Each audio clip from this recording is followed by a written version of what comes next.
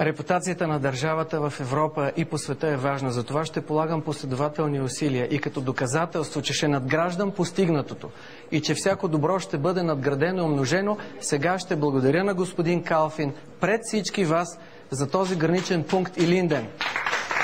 Ще му благодаря. Защото той е свършил нещо добро там и аз ще надградя. Между другото, аз пък отворих още 2.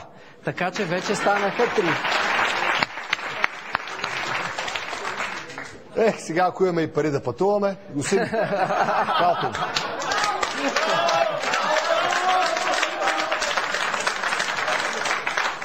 Аз мисля, че действително това, което можем да направим за България е да и повишим авторитета.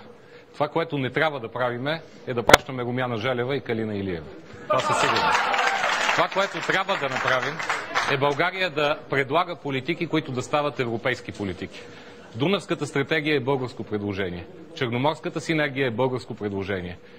Западните Балкани и регионалното сътрудничество е българско предложение. Ето с такива предложения България трябва да излиза, които са важни за нас, които ни правят регионален център, които ни правят важни за европейците. Европейците няма да ни обръщат внимание, ако се тупаме по гърдите и си показваме мускулите.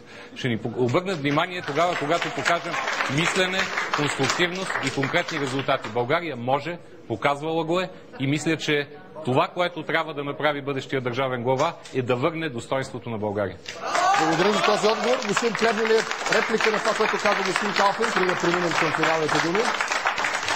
Господин Калфин претендира, че иска да бъде бъдещият президент на България. Малко повече респект към институциите, включително към правителството, към министър-председателя.